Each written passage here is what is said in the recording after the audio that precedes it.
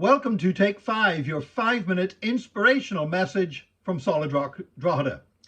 Chris Tucker is an American comedian, African-American comedian. You've probably seen him. He does stand-up comedy. He began as a stand-up comedian and then he broke into movies, probably best known for co-starring with Jackie Chan in the Rush Hour movies. Now, his first movie breakthrough came in 1995 in a movie with rapper Ice Cube, where he played Smokey, a character known for his cursing and his smoking marijuana.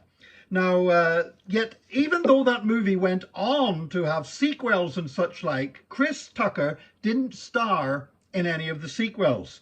And a lot of people said, well, you know, why does that happen? Because whenever a movie comes back again, you want all the best loved characters in it. And it's a great opportunity because people have identified with the characters already. It's basically a money-making machine. And there were a couple more movies in the franchise and a TV series, but Chris Tucker didn't appear in any of them.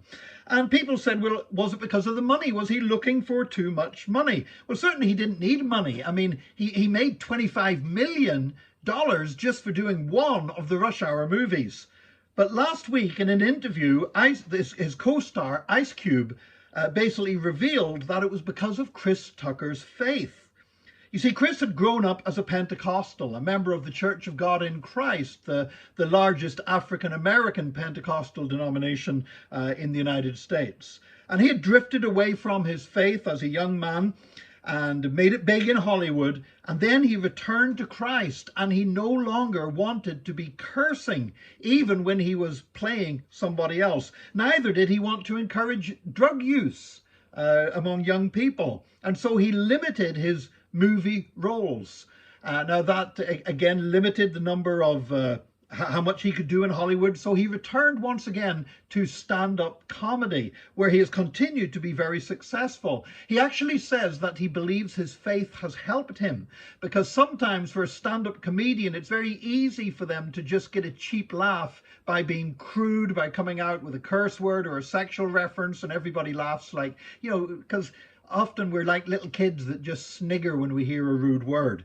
And Chris Tucker has said the fact that he's not going to do that has caused him to actually dig deeper for his material and bring out more genuinely funny comedy that has helped cement his reputation as one of the funniest entertainers in the United States.